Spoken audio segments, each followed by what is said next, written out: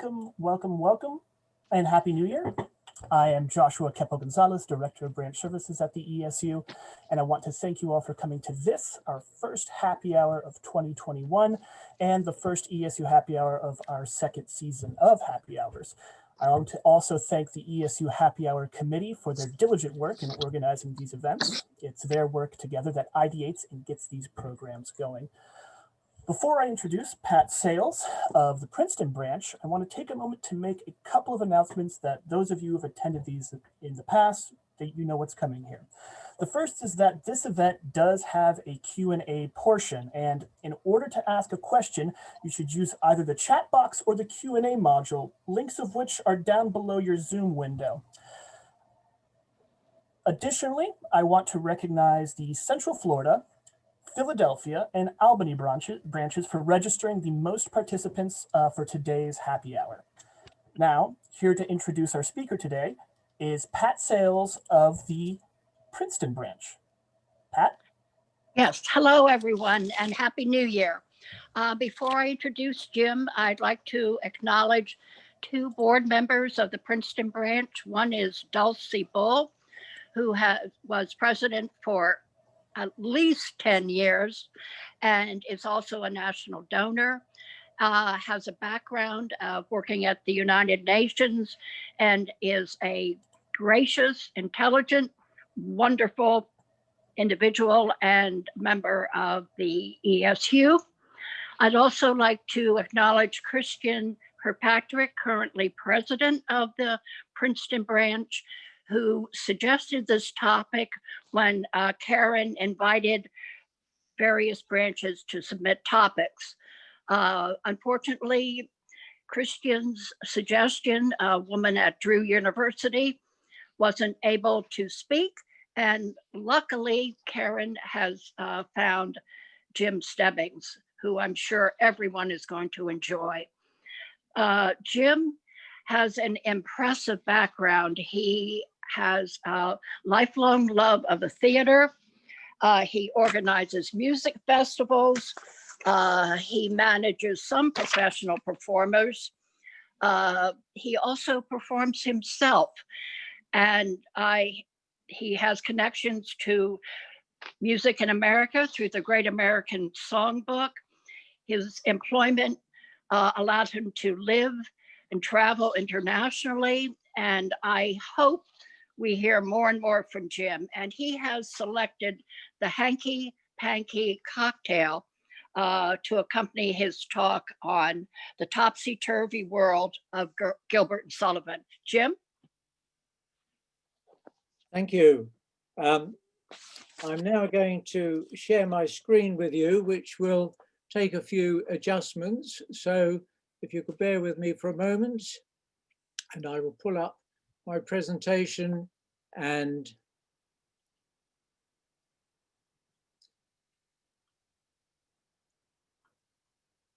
I hope you can all see and share my topsy-turvy world slide that I'm showing. I'm going to assume you can. So it's hello and welcome to everyone in the USA, my friends in Canada and in the UK or elsewhere who are with us today. And thank you, USA, for inviting me to deliver this presentation. I'm speaking to you from my home near Norwich, a city with its 11th century Norman castle and cathedral, approximately 100 miles northeast of Topsy-Turvey of London. Can you all hear me? Jim, yes, we can hear you. Right. I think it's not too late to wish you all a happy new year, and dare I say, a happy and healing new year. And I'm going to share with you this evening some hanky-panky, and I think now you're all aware of what hanky-panky, capital H, capital P is. I'm raising my glass, so cheers to all of you. There's nothing like a bit of hanky-panky on early evening, is there? So now, as one of your most celebrated composers once said, let's go on with the show. And this evening, This is going to be a presentation on Gilbert and Sullivan, their world, their lives, and their music. Now, this is a vast subject. One could talk for the whole of our allotted time today entirely about any one of the three main characters involved, or any one of the 14 comic operas they created together. However, we're going to cover all that perhaps you need to know in about 55 minutes, one session or so, and therefore we should be galloping through at a fairly fast pace and keeping the music, sadly, just a few bars. So first, a little musical taster. From the Gondoliers, their 12th and last major success, a few bars from a piece called Dance a Cachucha.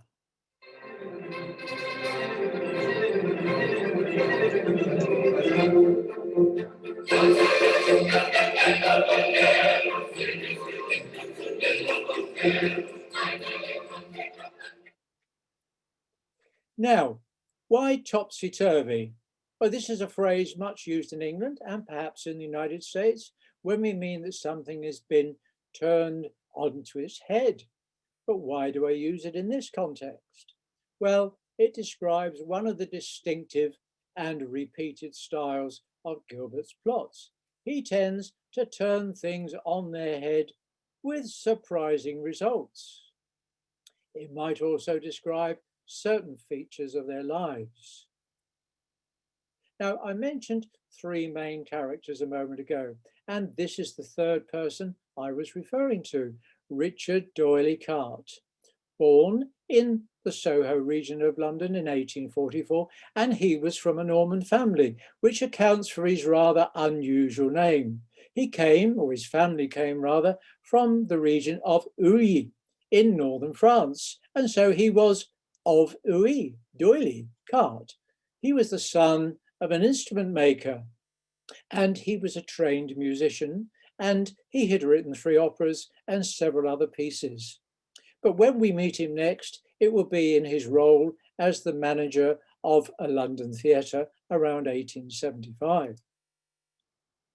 And much of our story is in and around 19th century London, and in particular around the street named Strand, often wrongly called by English people the Strand. But Strand runs from east from Trafalgar Square, which is shown behind me, I believe, parallel to the River Thames towards Covent Garden. And if you've been to London and visited Trafalgar Square, you're likely to have been in Strand. We're also going to meet this lady, born Boston, Massachusetts, American wife and mother, and she is described as follows. Her face was perfectly divine in its loveliness, her features small and exquisitely regular. Her hair was a dark shade of brown and very abundant, a lovely woman with the most generous smile one could possibly imagine, and the most beautiful teeth. Well, we can't see her teeth in this picture, but she indeed has some other striking features. So let's meet our main characters. William Schwenk Gilbert. Now, Schwenk, what sort of name is that, you may ask? Well, Schwenk was the surname of his father's godparents. He was born just off the Strand in November 1836, son of a naval surgeon. He was educated in London, not at the top schools, but 2 good schools, and then he was educated in Boulogne in France, just across the English Channel, because his father retired early and they travelled. He was a failed barrister, and I could spend half an hour telling you about some of the incidents as to why he failed, but that's for another time. So he became a writer and illustrator, first writing and illustrating for the Fun magazine. Fun magazine, a rival magazine to the more famous Punch magazine. He married in 1867 Lucy Agnes Turner, known as Kitty. And yes, he was a writer. And so here we are. By 1869, aged 36, so he'd had a third of his life before most of this happened. He'd written plays, pantomimes, and comedies, for composer Frederick Clay. And you can see one of the 250 illustrations in the book he published called The Bab Ballads. Bab being his childhood name used by his family.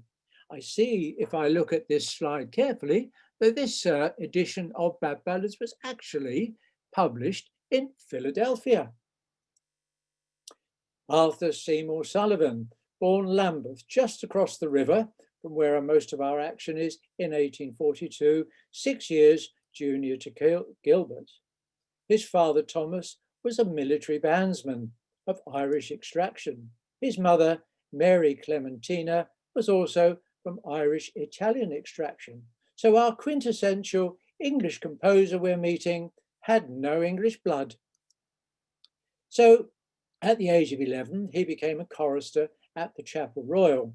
Now, the Chapel Royal is the private chapel of the royal family at St. James's Palace, London. It's actually, at the moment, the home of Charles and Camilla. Being a chorister there, he already impressed Queen Victoria.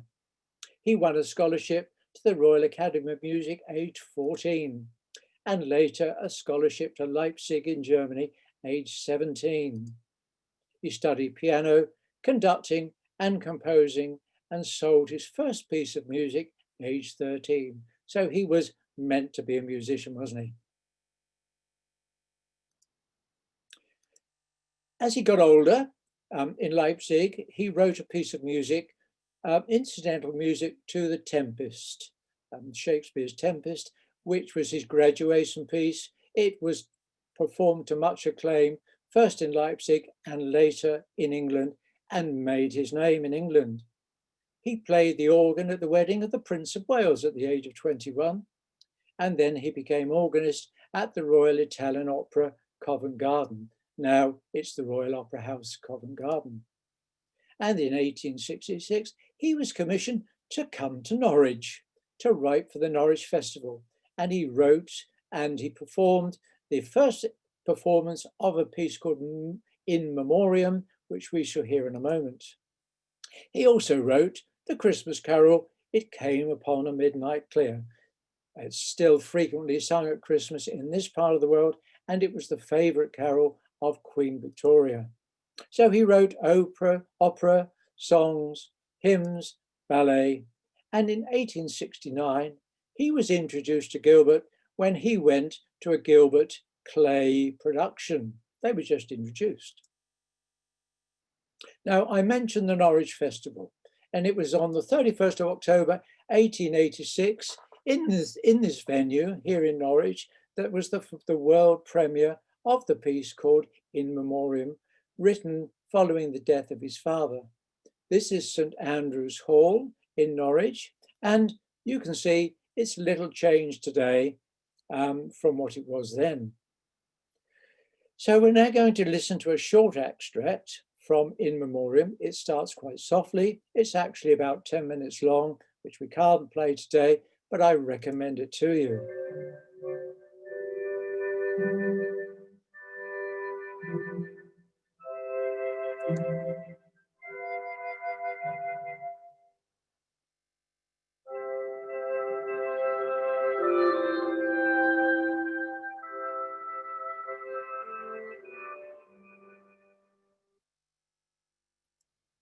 So just a short extract, I'm afraid.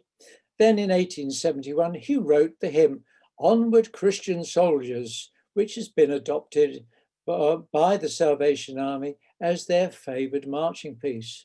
And when I was at school, a number of years ago, it was the marching song that was used as we marched into morning assembly every day. Here's another little extract.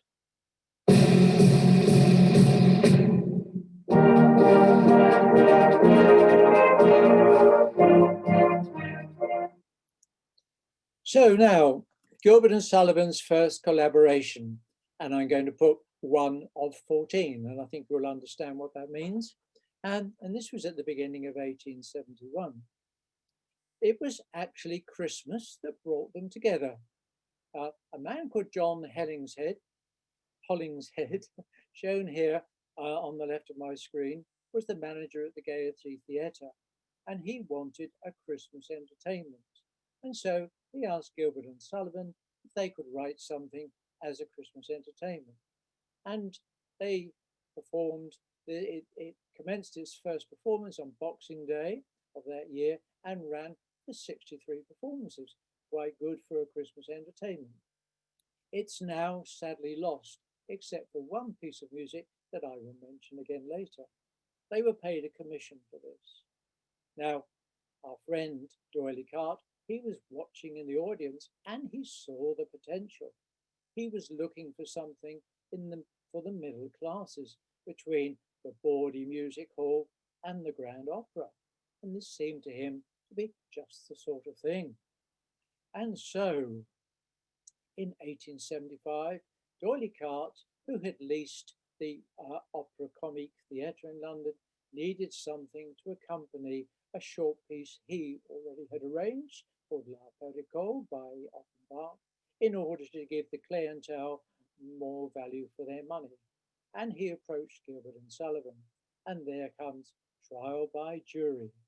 And it's, as you can see, it's about a judge in a courtroom, and this is where we saw what we're now going to call topsy-turveydom, the noun from topsy-turvy, because in this, the judge marries the plaintiff.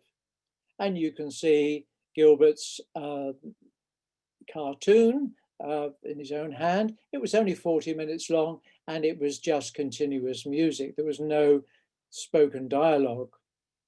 Now, Fred Sullivan, yes, brother of Arthur Sullivan, played the judge, and he developed the kind of character that would be common to many Gilbert and Sullivan productions. He also introduced a form of song given the name we now say as the patter song, a form of song I shall return to later.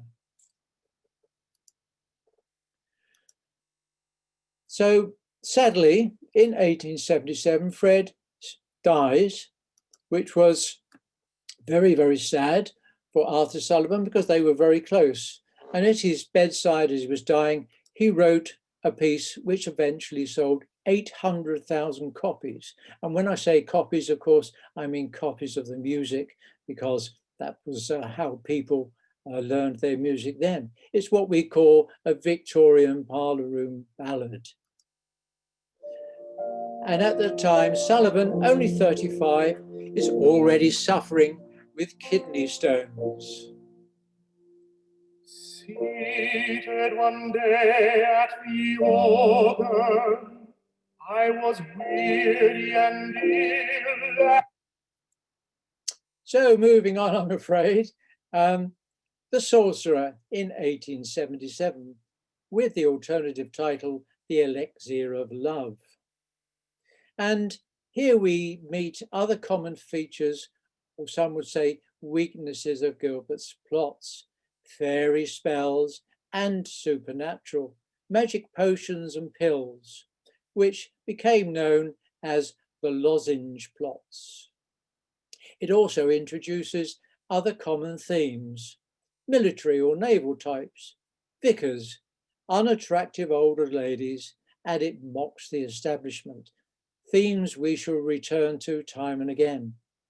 It also introduced and shown here this fine-looking man, Rutland Barrington.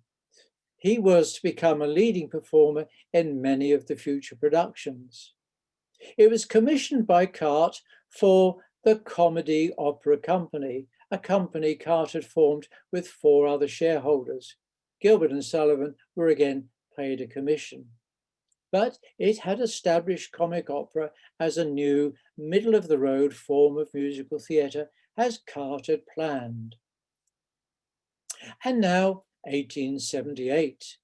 And so, encouraged, Gilbert visits the naval city of Portsmouth and sees HMS Victory, the flagship of Horatio Nelson, Britain's naval hero who had defeated the French at the Battle of Trafalgar in 1805. He of Nelson's column in Trafalgar Square. Nelson, by the way, was born and brought up here in Norfolk. Victory is in dry dock now, but in 1878 she was still afloat. Gilbert was impressed and inspired, claiming, as he did, that he was from a naval family. And so we meet HMS Pinafore, or the lass that loved a sailor. Now, Pinafore satirized the appointment of unqualified people in high positions. And the gentleman I'm now showing in the waistcoat is a certain man called W.H. Smith, who was the owner of a chain of bookstalls on the developing railway stations, who had never been to sea, although he's made First Lord of the Admiralty. This chain of W.H. Smith still exists in all major towns, railway stations and airports in the UK today. This production also brought into our language the quotation, "What, never?" Well, hardly ever. So if you were to say to me, "Jim, do you ever drink those hanky-pankies?" I might say, "Well, no, never." You say, "Never?" I say, "Well, hardly ever." This production also demonstrates the thoroughness and eye for detail of Gilbert, who directed and produced. He had the naval costumes made in Portsmouth by a Navy tailor, and he knew straight away if the ship's rigging on the stage set was in any way out of place. For this, a new partnership agreement was drawn up. Each of the three, Gilbert, Sullivan and Cart, putting in £1,000 and taking equal shares of the proceeds after expenses, although it was known as Mr. D'Oyly Cart's Opera Company. Now, the old investors were not happy. They stormed the final performance to try and take the scenery and costumes, the stagehands and the cast fighting them off. The audience was delighted. They thought this was a very realistic part of the plot. Just one further thing, perhaps. Why the unlikely ship's name of Pinafore? Normally, the word for a kitchen overall or apron. Apparently, nothing other than it is a convenient rhyme of the preceding line of a chorus. One cheer more for the Pinafore. Now, Cart thinks, I wonder whether the Americans lowered like this. And so, we just hear a little music. I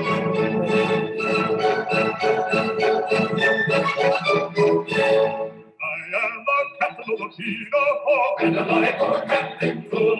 You're very, very good, and be it understood, I command a right good crew. You're very, very good, and be it understood, you command a right good crew.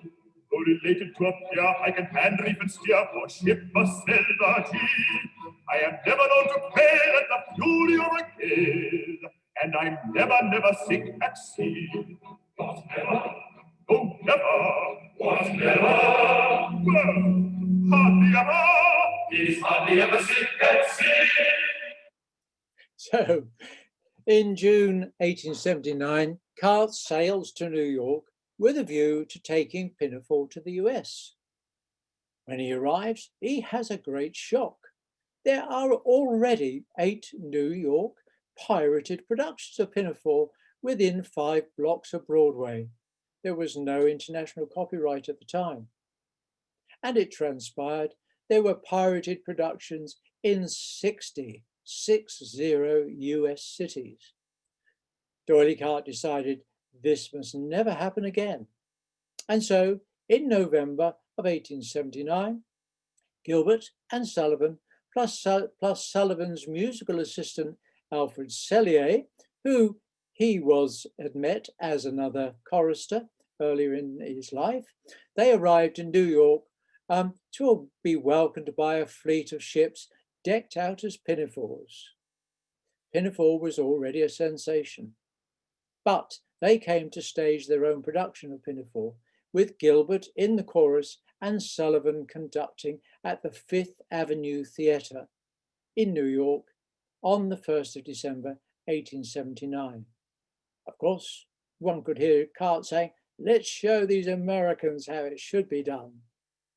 So all three appeared on stage for the audience at the end to a great ovation. Pinafore had indeed hit the US by storm. And so, The Pirate Seven Penzance premiered in New York. Subtitle, The Slave of Duty. Now, concurrent with Pinafore, they were rehearsing the next production, The Pirates of Penzance, with many of the same cast. They brought it with them so that the Americans didn't pinch it first. So Pirates was premiered first in New York on the 31st of December 1878 at the Fifth Avenue Theatre, not in London. Now, I say premiered in New York, that's not entirely true, because the English copyright had first been secured by a performance a day or two before in a small theatre in Paynton in Devon, 250 miles from London. It was necessarily under-rehearsed and organised by cast efficient secretary Helen Lenoir. We shall meet more of her later. Actually, I should say Helen Lenoir, because she was a Scot by the name of Black, but in her early career had cleverly translated her name into a more appealing French near equivalent, Lenoir or Lenoir. So they were working both on Pinafore and Pirates together, which was a hard task for everyone concerned, especially for Sullivan, because he had to rewrite his first act with the help of his ex-chorister, Alfred Sellier, whose writing can be seen to this day in the original score. This was because Sullivan had left the original back in England. They also cannibalized one number from Thespis that we met earlier for what is the opening ladies' chorus, Gilbert revising the lyrics accordingly. Now, the score was only finished on the 28th of December. Remember, it was to open on the 31st. And the overture was finished and rehearsed on the morning of the opening night, 31st of December, with Sullivan conducting. Sullivan was naturally nervous, and is said to calm his nerves, he had a pre-performance dinner of a dozen oysters and champagne. Not particularly calming, I would have said. Now, Pirates is a typical Gilbert invention.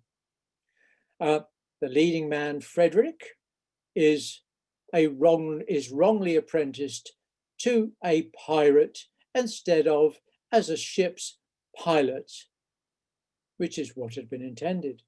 Also, his apprenticeship was to end on his 21st birthday. Unfortunately, his birthday occurred on the 29th of February, and therefore he was faced with being wrongly apprenticed as a pirate until he was 84 years old. Pirates contains the famous police chorus and what is perhaps their most famous patter song, the style I referred to earlier. I am the very model of a modern Major General, and I will attempt to demonstrate. I am the very model of a modern Major General. I've information, vegetable, animal, and mineral. I know the kings of England, I quote the facts historical, from Marathon and Waterloo in order categorical. I'm very well acquainted too with matters mathematical. I understand equations both the simple and quadratical. About binomial theorem I am teeming with a lot of news. Lot of news. Ah, yes, with many cheerful facts about the square on the hypotenuse. I hope you get the idea. It's a very challenging piece for a Major General, standing at the front of the stage on his own, and it goes on for several verses, and often at a pace much faster than I could manage then. So, Pirates is frequently performed in many experimental productions. Here, in my picture, is a British comedian called Joe Brand, actually playing the Sergeant of Police. Appearing in both Pinafore and Pirates were two local artistes, Blanche Roosevelt as leading Lady Mabel in Pirates, originally from Ohio, but had also sung in London. And yes, she was from the family that was to provide your 32nd president. The Pirate King was played by Irish-born immigrant John Clark, who relabeled himself Signor Broccolini because he lived in Brooklyn. Cart organized 4 touring companies who toured the USA in the first half of 1880, appearing at more than 100 venues, some of which are shown here, listed under the 4 companies. It must have been a huge logistical operation. And so for the first half of 1880, the 4 companies toured separately. The New York production finished on March the 1st, followed by a sherry, champagne and oyster dinner. Great preparation for Sullivan, who was sailing back to England the next day. Now, here is a production of Pirates from 1961, including a young man with impressive sideburns, grown for the purpose. You probably don't recognize him, but you have now met him for the first time this evening. So back in London, Patience, 1881, Bunthorpe's Bride. This satirized the aesthetic movement, which was led by Oscar Wilde. It was later to transfer to the new Savoy Theatre, but we'll come to that. And it ran for 578 performances, the second longest, so it was very successful. As I mentioned, Patience is a satire on the aesthetic movement, which encompassed poets, artists, and devotees of fashion. Nobody represented the movement more emphatically than the flamboyant Irish poet and playwright Oscar Wilde. Wilde, surprisingly perhaps, agreeing with Cart to become the poster boy for the production and is depicted in the poster you see. Cart planned for it to come to the USA too, and as part of the preparation in January 1882, Oscar Wilde was sent on a lecture tour of the USA, and he lectured on aesthetics in Philadelphia, Baltimore, Washington, and Chicago, staying until the end of 1882. As a result, D'Oyly Carte also subsequently arranged for other lecturers to tour the USA under his management company, another string to his bow. In the pictures that I'm showing you, note the deliberate portrayal of the very masculine soldiers compared to the flamboyant Wilde depicted in the poster, reinforced in this, the soldiers' chorus.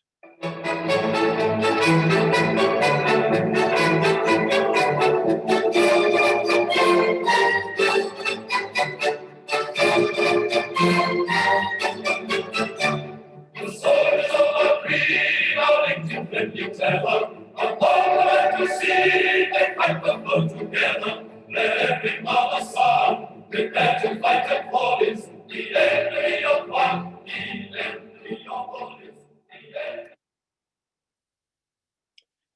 So in October 1881, the new Savoy Theatre, built by Carte, was ready to receive the transfer of Patience. The new Savoy Theatre was built on derelict ground on the Strand, a grand opening with many celebrities and royalty in attendance.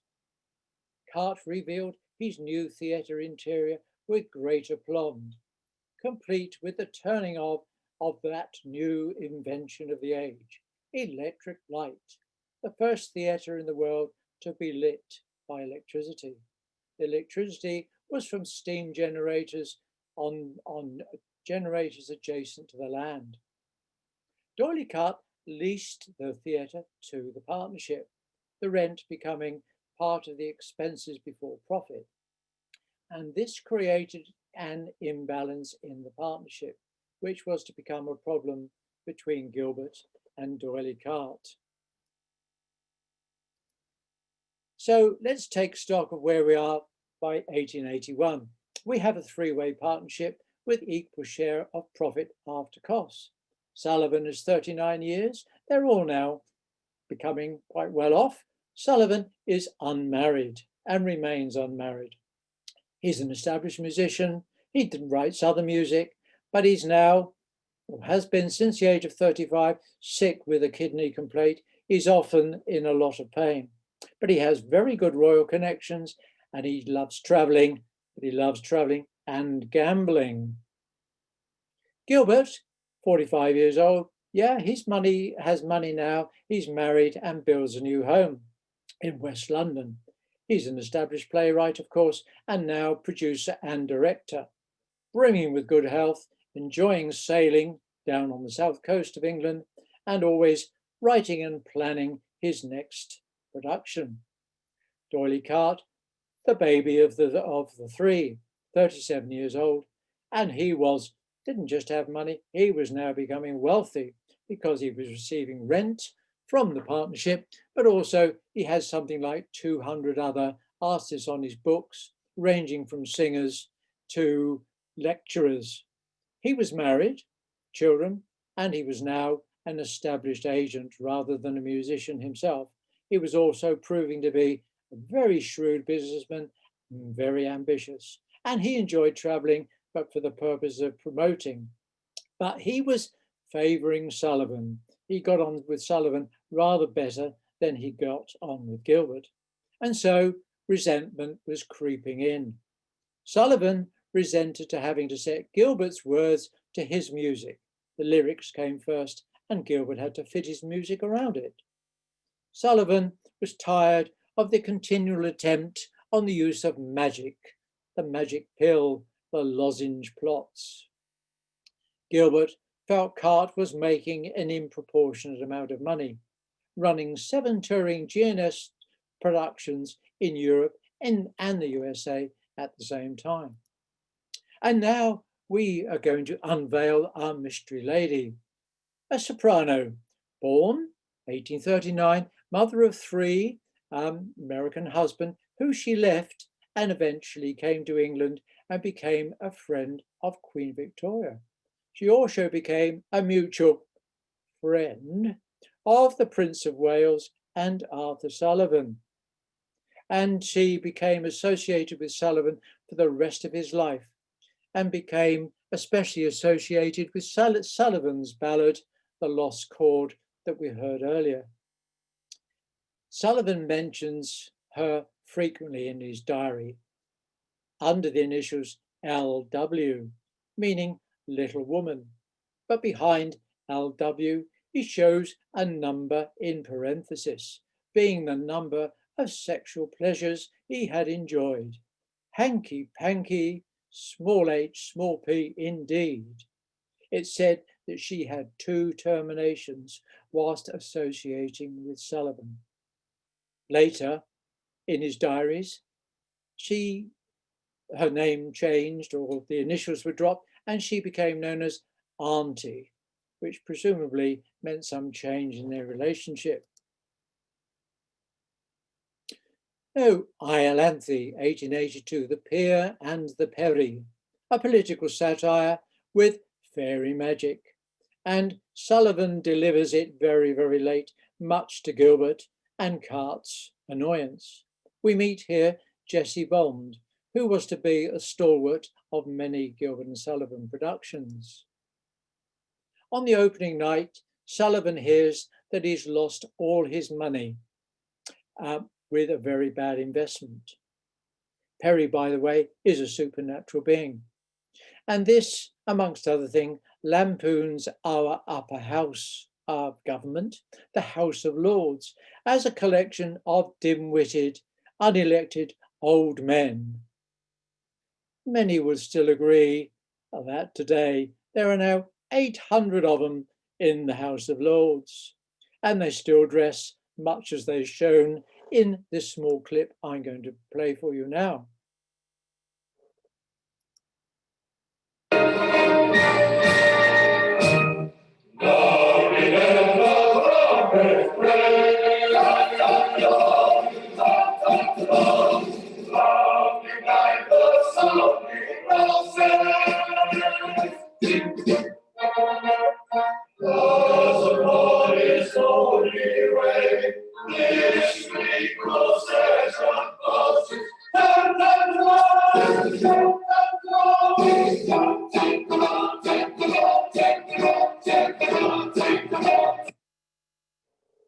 One of my favourite pieces, and it was brought to the New York Standard Theatre in 1882, and there have been at least 20 productions on Broadway alone. But now 1883 and the Queen Victoria, knights Sir Arthur Sullivan is now Sir Arthur Sullivan at Windsor. And at the same time, the partnership signed a new 5-year contract, which said that operas should be produced at 6 months' notice from Carte. At the investiture, Queen urges Sullivan to write more serious music. She thinks of him, or would like to think of him, as the Mozart of England. Note, there was no knighthood for Gilbert. 1884. Princess Ida.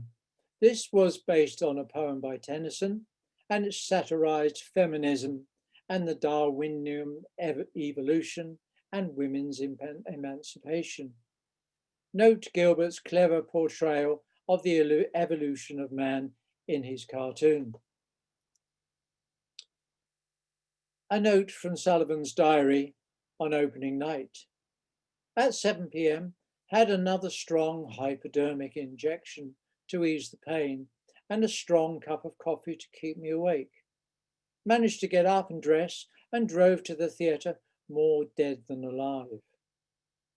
Sullivan therefore sends a note to Carte that he wishes to quit, but Carte reminds him of his contract obligation, a new opera in 6 months. But he says, I can't work with Gilbert anymore. So by now, Sullivan is often sick and in pain and often sitting to conduct the orchestra. He also mentions he's so tired of the continual lozenge plot and supernatural that Gilbert seems to want to bring in all the time. Now, Gilbert has now moved to a grand house built in West London, 37 Harrington Gardens. Note the ship right at the top of the point of the roof, because he claimed he was from a naval family. And 1884-85 coincides with the Japanese exhibition in London, all things Japanese being in vogue. Gilbert buys a samurai sword, which he mounts on a wall in his new house. But sitting one evening, it falls from the wall. Inspiration to Gilbert, and so develops The Mikado, the town of Titipu, a camouflaged satire on the First Lord of the Treasury, the leader of the opposition, the Paymaster General, and England's Lord High Auditor, represented in the opera by the Lord High Executioner. I see I have a spelling mistake in executioner, but there you are. It ran for 672 performances, and there were authentic costumes and use for fans. Gilbert got people from the exhibition to come along, Japanese women, to show his cast how to use the fans. There was no lozenge or supernatural, and Sullivan was quite pleased. One of the most performed songs of the genus repertoire, Three Little Maids from School, is depicted in our poster. Sadly, during the production, Carte's wife died from pneumonia, leaving him with 2 children. 1887, Ruddigore, the 10th of the 14, The Witch's Curse. Oh dear, we're back to witches. It ran for 288 performances, and another example of topsy-turveydom, because the hero becomes evil, the villain becomes good, and the ghosts come back to life. On the first night in the audience were Lord and Lady Randolph Churchill, and their young 13-year-old son, Winston Churchill. Now, this opera contains a 3-person patter song called It Really Doesn't Matter. It's clever and it's difficult, and I won't attempt it. Now, there are great tensions. Gilbert is unhappy. First of all, he's now developed gout, and he's unhappy with an awful lot that's going on. He doesn't like Cart's power and his disproportionate share of the spoils. He's tired too of Sullivan's late delivery of the score. They, in turn, Cart and Sullivan, are tired of his discipline, his tempers, and his impatience. But they still need each other. And now, mid-1880s, the age of the development of the London suburban railways. And Gilbert one day is at Uxbridge Station, which is somewhere north of London, where he'd now bought a house, and he reads a poster on the station, the Tower Furnishing and Finance Company, and he sees the image of the Beefeaters. The Beefeaters, who I'm sure you know, are the guardians of London Tower, so-called Beefeaters since Henry VIII gave them as much beef to eat as they could possibly want. So Gilbert goes off to the Tower of London, and therefore we develop the Yeoman of the Guard in 1888, also known as The Merry Man and His Maid. It's a simple love story. It runs for 423 performances, and at the end, it's said in the plot that Jack Point, shown here in the to the left of the screen, falls insensible at the feet of Elsie. Now, what does fall insensible at the feet of Elsie mean? Well, we don't really know, and it depends upon the director of the production how he's interpreted it. Some say he falls dead, and therefore he lies on the ground, the curtain falls, and we assume he's dead. Others feel he's just insensible, falling in grief, and as the curtain falls, he twitches, raises a leg or an arm, just to show that he is still alive. So you might watch out for that if ever you go to a performance. So, 1889. Cart opens the Savoy Hotel adjacent to the theatre. The front of the hotel being on Strand, adjacent to the theatre, and the rear overlooking the River Thames. It's, of course, lit by electricity and has lifts operated by electricity. It also has bathrooms in every room, a very unusual thing in England, even when I was younger. And the architect couldn't believe that he was asked to design rooms with bathrooms in every room. He inquired of Cart, "Are you expecting mermaids to say?" And now D'Oyly Carte marries his trusted secretary, Helen Lenoir, or as I'm now going to say, Le Noir, at the Savoy Chapel, which is a small church behind the theatre, with Sullivan as best man. And so, with the opening of the Savoy begins the long and famous history of London's most prestigious and iconic hotel, still among the top 2 or 3 hotels in London. It becomes famed for its continental chefs such as Ritz and its bartenders, one of the most popular being, yes, Ada Coleman, who invented her cocktail, the Hanky Panky. And I'm sure there's still plenty of Hanky Panky taken at the Savoy ever since. Now, Victoria is still nagging Sullivan to write some real opera. She wants an English composer to match those from the other parts of Europe. And Carte obligingly builds the Royal English Opera House, now the Palace Theatre, which I did see Les Miserables there, intending for Sullivan to write his much-awaited grand opera. It was, and actually remains, a palace to match its present name, but it was built for the grand opera. But now further growing discontentment. The Royal Opera House, the Royal English Opera House, means now that Gilbert's role, there is no role for Gilbert. Sullivan has a distaste of the style of the Savoy opera music. They became known as the Savoy operas because they were performed at the New Savoy, but he had a distaste for that style of music. He wants to write better things. But they're all tired of Sullivan's 11th hour delivery. He's so unreliable, traveling around, taking drugs, can never get things done on time. They're also, particularly Gilbert, jealous of D'Oylycart's control and success. And there's a dispute over expenses, the famous carpet quarrel, where Cart charged the cost of a new carpet in the reception of the theatre to the joint account, which didn't go down well with Gilbert. That's a long, long story. And Gilbert is, I'm sure, jealous of D'Oylycart and Sullivan's friendship. Also, Sullivan's knighthood, his reputation and royal connections make Gilbert seem a little insecure. The lozenge and topsy-turveydom still continue.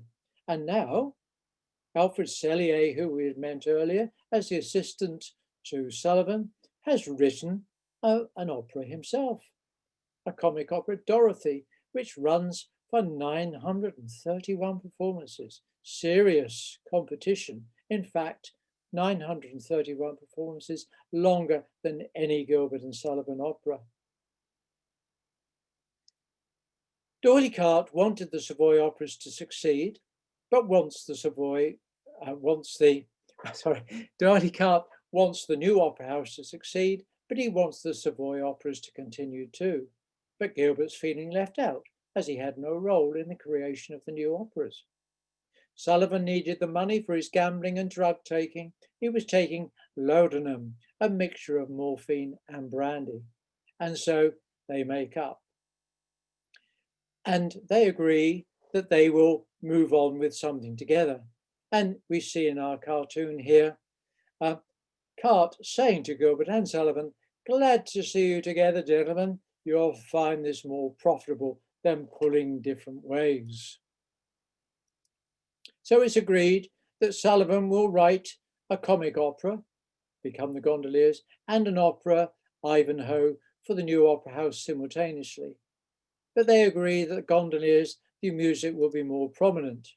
There will be no lozenge and no topsy-turveydom.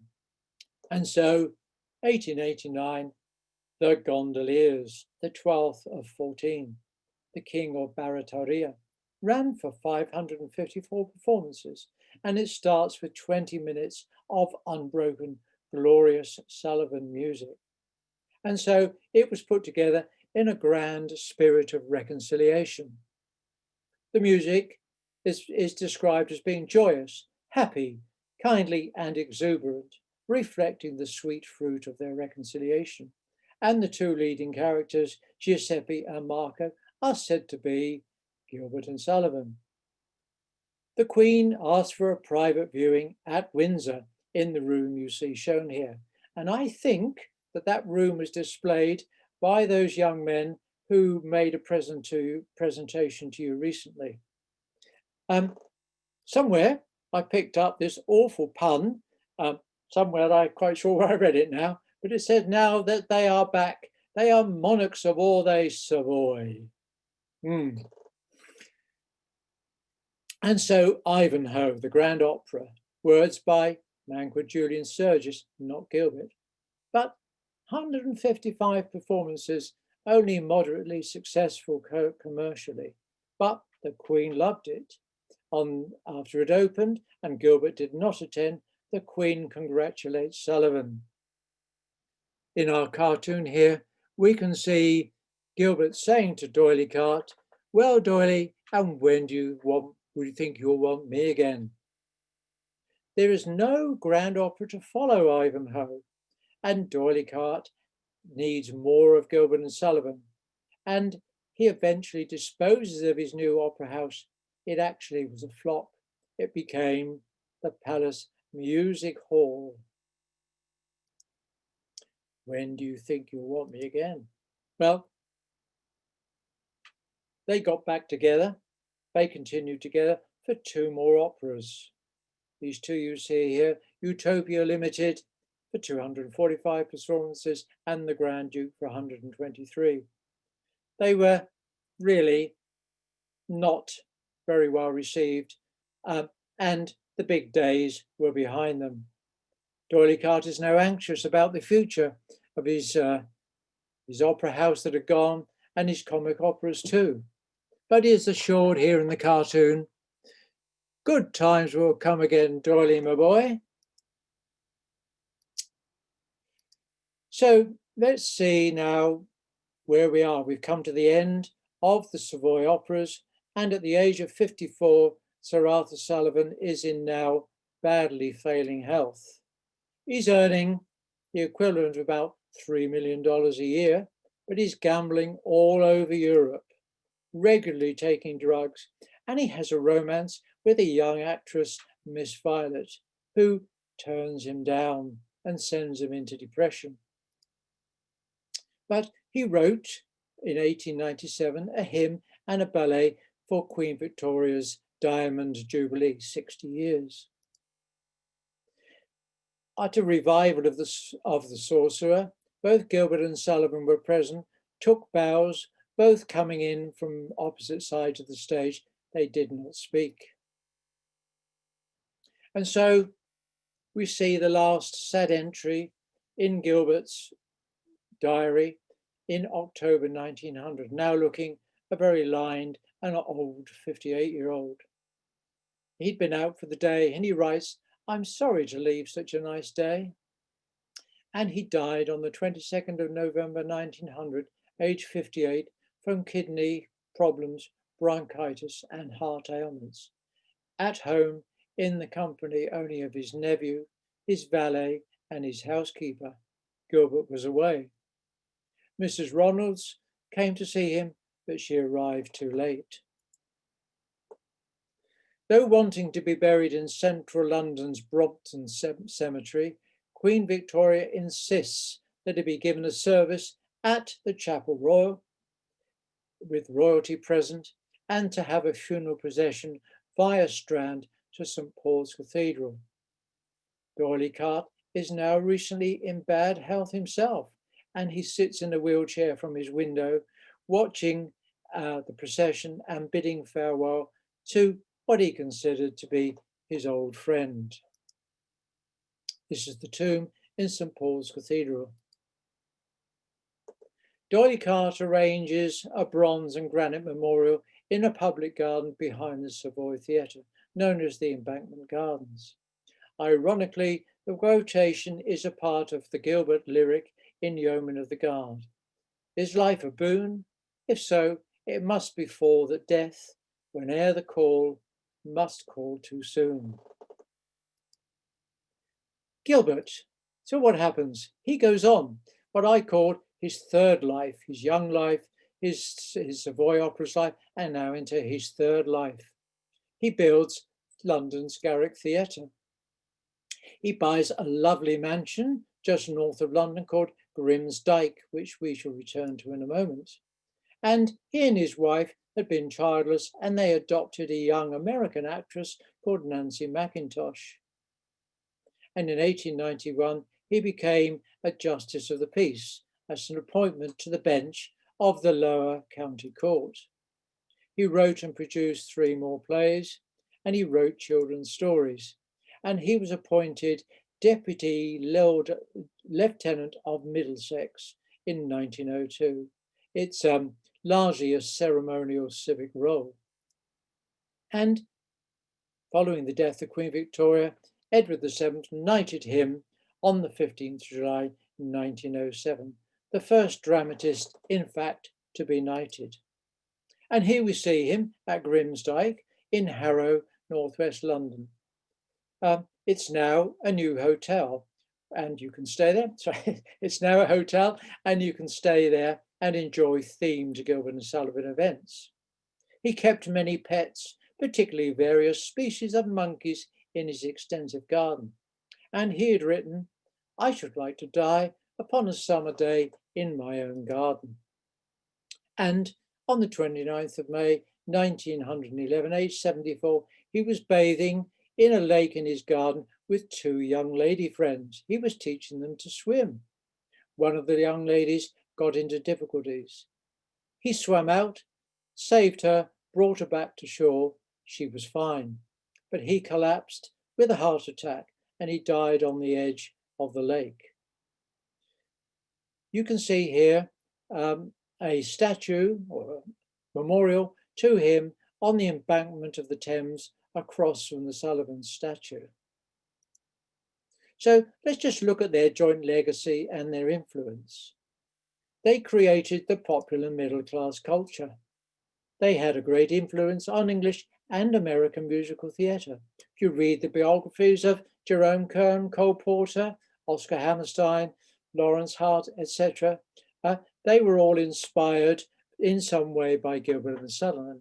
Even Tom Lehrer in the 1960s wrote a song called Elements, using the melody and the style of I Am a Very Model. And they brought political humour and satire into the English way of life, something that still exists to this day. They made school and amateur productions affordable. And now there are annual festivals and there are societies all over the world. I see there is one society in Houston, a Gilbert and Sullivan Society in Houston, and of course one in New York. Maybe some of you belong to those, or you may wish to join. And in England, there is a 3-week summer festival each year, where performing companies come from all over the world. You could see maybe 3 Gilbert and Sullivan operas in one day and go to the bar. My wife and I did just that. It's a very English, and some would say a very eccentric English occasion. Sullivan's legacy. Well, I won't go through them all. I just flash these before you. You can see that he had a huge musical legacy. And he was awarded the Légion d'honneur in France, a high award for foreigners from France.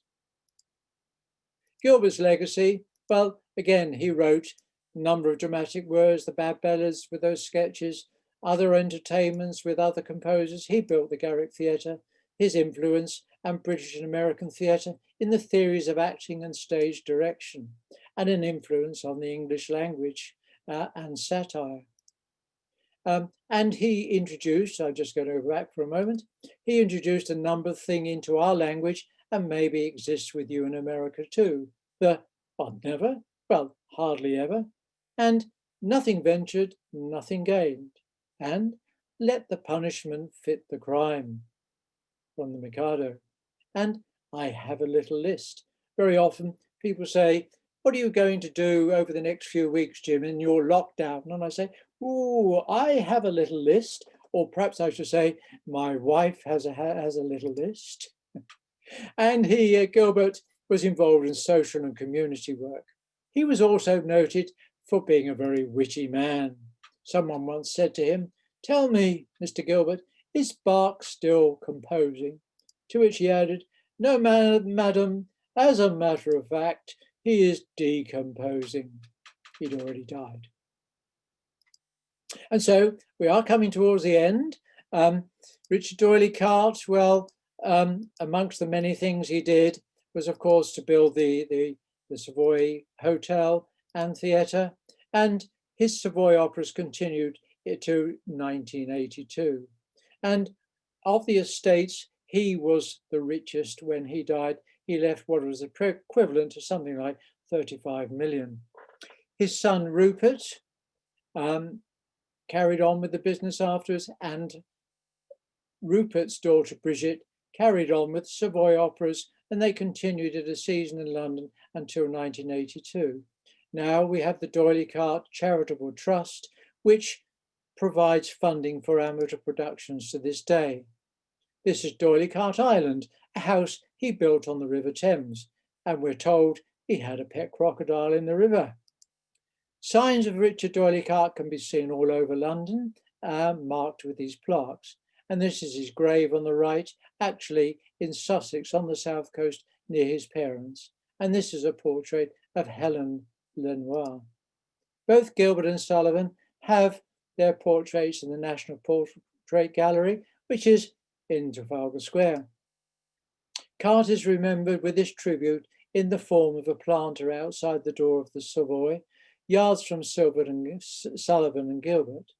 But perhaps his great legacy, apart from the Savoy operas, is the Savoy Theatre and Hotel.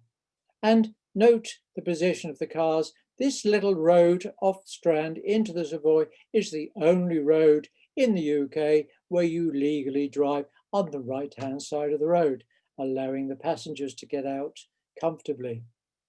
And if you want to go and enjoy some hanky-panky at the Savoy, I gather it'll cost you about $160 a glass.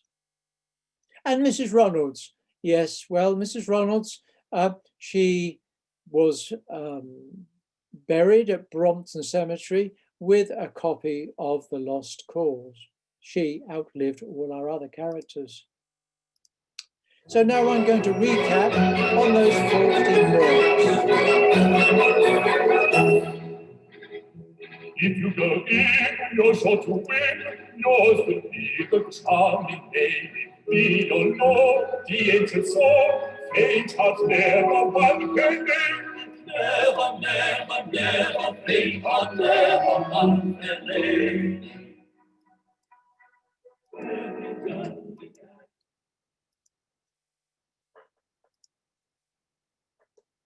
And so you've just been listening to If You Go In, You're Sure to Win from Iolanthe.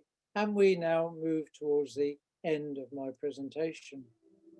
And we hear again In Memoriam, first performed here in Norwich in October 1866.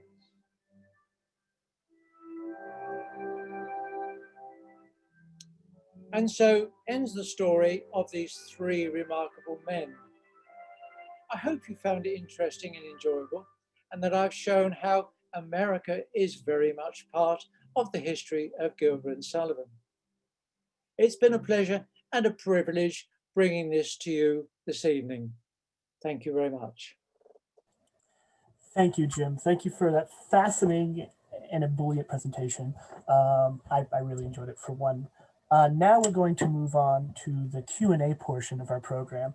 And if you have any questions that you'd like to ask, you can enter them in either the chat or into the Q&A module that are, again, they're both at the bottom of the screen. You can simply type those questions in and we'll get to them as soon as possible. We do already have some questions here, so I'm going to start with the first one from Clark Goodwin in Atlanta, who asks, how does Sullivan lose all of his money on Iolanthe's opening night? He had placed his money in an investment from a financial advisor. And so it turned out to be either a fraud or just a very bad investment. And he just lost all of his investment through being ill-advised. Excellent. Well, that is our first question. If anyone has any other questions, please feel free to type them in now.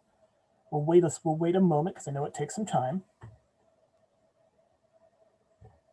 Can I just say that if any of your viewers come to London at any time and would like a small conducted tour of Strand and the relevant buildings around there, it's possible that we could arrange to meet and make a little tour together and maybe enjoy a hanky-panky. With a capital H and a capital P, of course. So I need to ask you now, from Jonathan Dubois, do you consider the movie Topsy-Turvey to be faithful to the real events in the conflicts between Gilbert and Sullivan? Well, certainly, yes, any reflection of the dispute between them is correct. I think like any film, things are sometimes emphasized, overemphasized, maybe because for dramatic effect, as we say. But yeah, I think it's a pretty fair and very interesting, and something actually that I do sometimes show a little clip from that as part of my presentation. So yeah, I think it's really quite a good presentation of it. So our next question comes from Joanne Bowden Ansley, who asks, what made you so interested in Gilbert and Sullivan?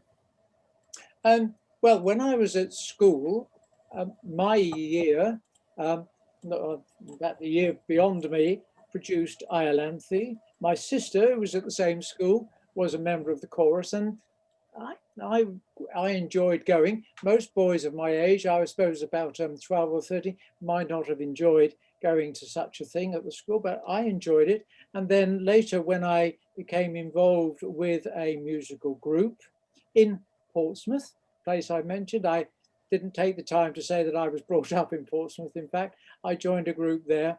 And in fact, my first production was Annie, Get Your Gun, and then The Pirates of Penzance. And I thought, well, I'm not sure I'm going to be keen on this, but in fact, enjoyed it very much and set me off with my interest in Gilbert and Sullivan. When I was working in London, I went to the seasons that were still going on then. And I think the music is very listenable. It's comical. And people say that Gilbert and Sullivan is very much liked by males. It's sometimes thought that the theatre is perhaps not for the male, but Gilbert and Sullivan is greatly appealing to males, I guess, because of the strong male characters. And so I became engrossed. I then, in my retirement, bought some books. I remember going on a holiday in France and taking some books with me and beginning to write it and think, wow, this is quite a story. And the more I got into it, the more I began to enjoy not just the stories of the musicals themselves, but of the lives of the men and indeed the social history around them at that time. Excellent. So Alan Schwartz asks, are programs of their American production any less common than the English programs? Sorry, can you repeat that? Yeah. Are programs of their American productions any less common than the English programs? I'm not quite sure what. Not sure what the ones that were performed in the United States first. Let me just say in some way that when Pirates was coming to America after Pinafore, Cart did send a message back to England. I think you're going to have to change things a bit. The American sense of humor is a bit different. It's going to have to be a little bit less satirical and a little bit more, I think he used, or the term has been used, upfront for the Americans. So I think the American productions were sometimes changed a bit, if that answers the question. I think so. The next question is from Donald Patillo, who asks, is it correct to refer to their work as opera or operetta? Well, I'm going to dip out on that one and say comic opera as opposed to grand opera. I would say operetta. Yeah, I think there are certain operettas like The Merry Widow, things like that, that fit into what I call operetta. You have the grand opera, but you have the comic opera. And I suppose it's a unique form. So I wouldn't say that it isn't operetta, but operetta to me has got a slightly grander feel about it, such as The Merry Widow.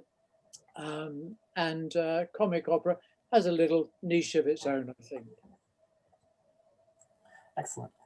So our next question is also from Jonathan Dubois, who asks, as I have heard, the D'Oyly Carte Foundation kept strict control of licensing, and the first operetta, which was performed in disregard of the traditional production values, was The Pirates of Penzance, performed in New York City in Central Park.